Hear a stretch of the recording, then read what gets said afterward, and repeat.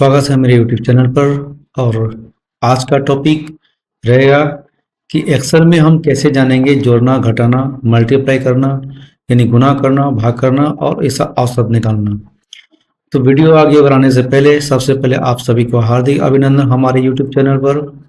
Video अगर अच्छी लगे तो चैनल को जरूर से जरूर सब्सक्राइब कर लीजिएगा, लाइक भी कर दीजिएगा, बेल की घंटी को जरूर दबाइएगा ताकि आने वाले नए वीडियो सबसे पहले नोटिफिकेशन आप तक पहुंचे। तो देरी न करते हुए आगे बढ़ते हैं आज के नए टॉपिक पर।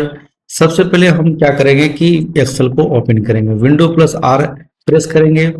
यहाँ पर आप टाइप करेंगे EXCEL एक्सेल, उसके बाद ओके बटन पर क्लिक करेंगे। आपका इस प्रकार से एक्सेल विंडो खुल के आ जाएगा। तो यहाँ पर हम सीखेंगे कि एक्सेल में कैसे जोड़ते हैं और जोड़ने के लिए सीखेंगे, घटाने के लिए सीखेंगे। उसके बाद जो है कि औसत निकालने सीखेंगे, भाग भी सीखेंगे और गुणा करने के लिए भी सीखेंगे। क्रमबद्ध तरीके से सीखेंगे और इस तरह से हम शुरुआत करते हैं। कुछ डेटा हमें बनाने हैं। सबसे पहले एक हमारा डेटा पहले से बना हुआ हमने बना के रखा है।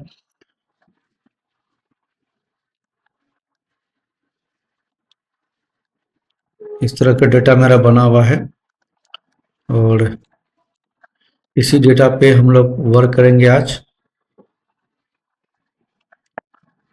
तो इस तरह से मैंने कुछ नंबर्स यहाँ पर लिए हुए हैं और हेडिंग में मैंने पहले ही टाइप करके रखा हुआ है सम माने 8, सबट्रैक्ट माने मल्टी सॉरी घटाना, मल्टीप्लाई मीन्स होता है गुना करना, डिवीजन मीन्स भाग, एवरेज मीन्स औसत निकालना।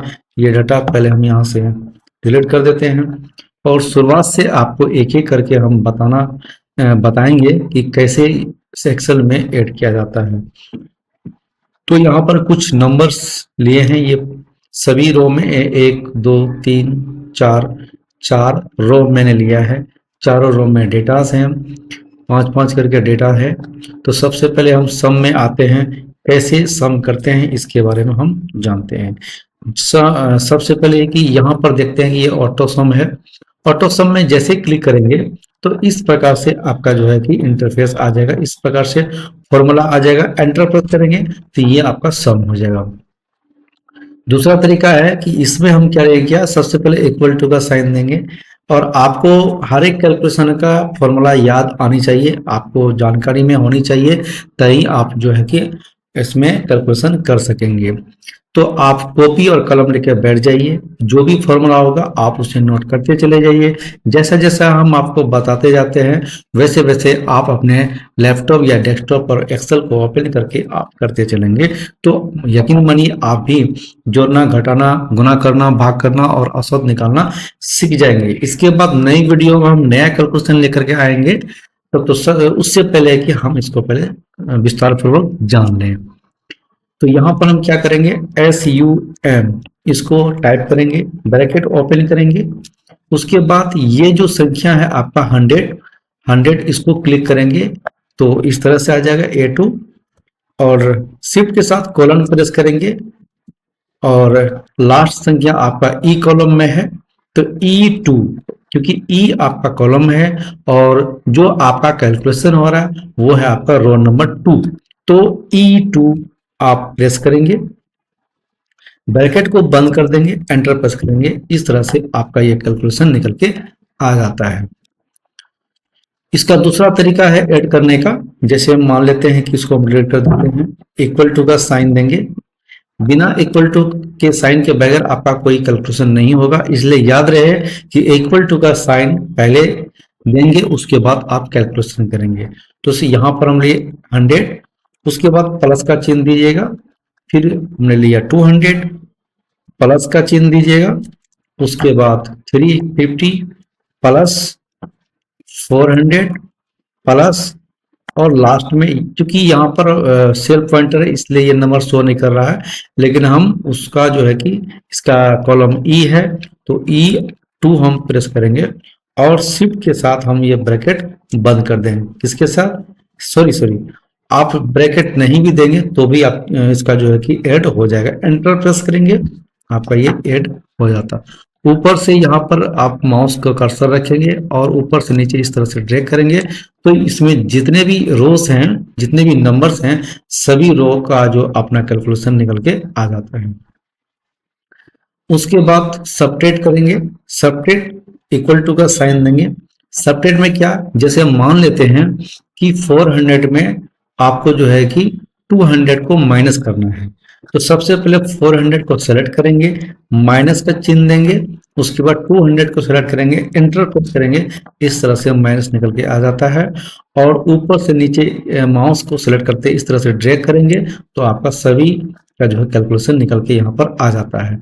एक चीज याद रखिएगा कि ये जो कैलकुलेशन हुआ कॉलम नंबर बी और कॉलम नंबर डी का, यानी डी कॉलम में हमने बी कॉलम को घटाया है, इस तरह से रिजल्ट निकल के यहाँ पर सबट्रैक्ट का आया है।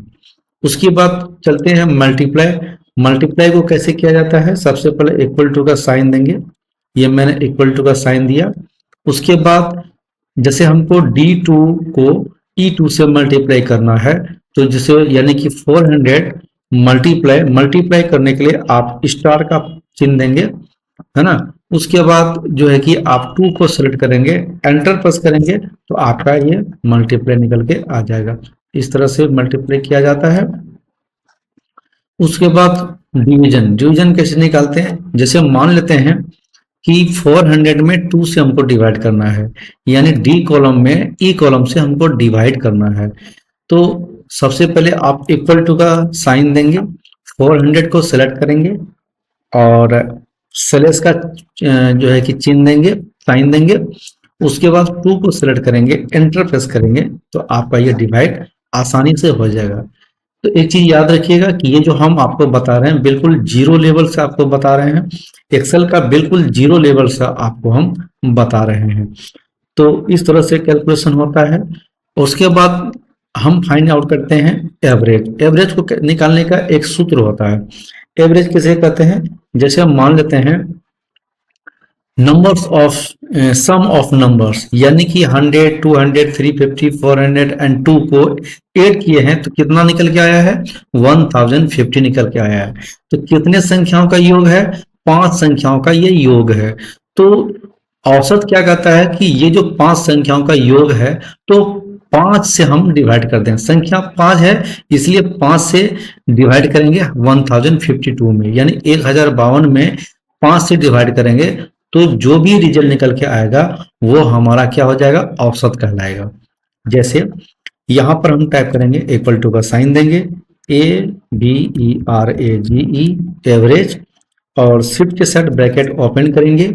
उसके बाद हम यहाँ पर टाइप करेंगे 100, शिफ्ट के साथ कॉलन देंगे, उसके बाद लास्ट नंबर को सिलेक्ट करेंगे इस तरह से, और ब्रैकेट को शिफ्ट के साथ बंद कर देंगे और एंटर प्रेस करेंगे तो इस तरह से एवरेज निकल के आ जाता है। तो ऊपर से नीचे इस प्रकार से ड्रैग करेंगे तो आपका ये एवरेज सभी का जो जितने भी रोज हैं सभी का जो है ये एवरेज निकल के आ जाता है। तो मेरे ख्याल से ये जो कैलकुलेशन मैंने आपको बताया है ये आपको समझ में आ गया होगा, क्योंकि मैंने जीरो लेवल से आपको ये कैलकुलेशन बताया, विस्तार से आपको बताया है। यदि आपको एक बार में अगर समझ में नहीं आए तो इसे बारी बारी से प्रयास कीजिएगा, बारी बारी से आप भी जो है कि एक एक सूत्र को नोट करिएगा। जैसे ऐड का सूत्र क्या है, ये ऐड का सूत्र है। ऐड का सूत्र अगर आप इस तरह से भी ऐड कर सकते हैं, यदि आप चाहें तो ग्रुपिंग सेल के माध्यम से भी ऐड कर सकते हैं। जैसे पहले हम आपको बताए थे कि इक्वल टू का साइन देंगे, SUM, उसके बाद ब्रैकेट ओपन करेंगे। तो जो भी हम यहाँ पर इनपुट कर रहे हैं डेटा, आपका यहाँ तो फॉर्मूला बार में जो है ये जो फॉर्मूला बार है यहाँ पर आपको शो करता है। कोई भी डेटा आप जब भी एक्सेल में टाइप करेंगे वो आपका फॉर्मूला बार में शो करता है। तो ब्रैकेट ओपन किए, उसके बाद ये शुरू का जो पहला जो संख्या है जैसे 100 है, इनको हम लेंगे, शिफ्ट के साथ कॉलन देंगे। उसके बाद जो है कि आप लास्ट वाला जो संख्या है ई में, ये ई वाला कॉलम में है तो E2 प्रेस करेंगे। क्यों 2 इसलिए प्रेस करते हैं ई के साथ, क्योंकि हमने जो डेटा जो कैलकुलेट कर रहे हैं वो रो नंबर 2 में है, इसलिए 2 को 2 यहाँ पर देना पड़ता है।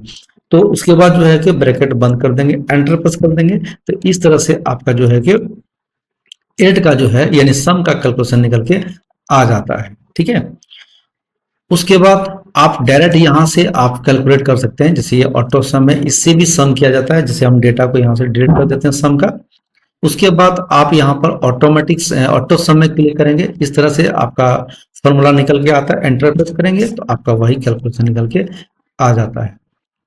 तो इस तरह से जो है कि कैलकुलेशन किया जाता है, और हमको लगता है कि आपको ये समझ में आ गया होगा। तो अगले वीडियो में हम नया कैलकुलेशन के साथ आएंगे और विस्तार पूर्वक आपको आराम से आसान लैंग्वेज में, आसान भाषा भाषा में जो है कि आपको बताने का प्रयास करेंगे। और मुझे यकीन है कि हम जिस तरीके से आपको हम बता रहे हैं कि आपके दिमाग में सेट हो गया होगा और आसानी से हो जाता होगा। तो थैंक यू। अगर हमारा ये वीडियो अच्छा लगे तो जरूर से जरूर सब्सक्राइब कर दीजिए मेरे चैनल को, और लाइक करना नहीं भूलिएगा, क्योंकि इसलिए अगर आप ऐसा करते हैं तो हमारा जो ये मेहनत होता है वो कामयाब हो जाता है। हाँ, कामयाब हो जाएगा। और बेल की घंटी को जरूर दबाइएगा, क्योंकि बेल की घंटी के दबाने से ये होता है, आपको पता ही है कि जो भी अगला वीडियो हम बेहतर टॉपिक के साथ आएंगे तो सबसे पहले नोटिफिकेशन आप तक पहुंचेगा। तो थैंक यू, बहुत बहुत धन्यवाद हमारे वीडियो में बने रहने के लिए। चलते हैं, उसके बाद मिलते हैं नए टॉपिक के नए वीडियो में। तब तक के लिए जय हिंद, जय भारत, धन्यवाद।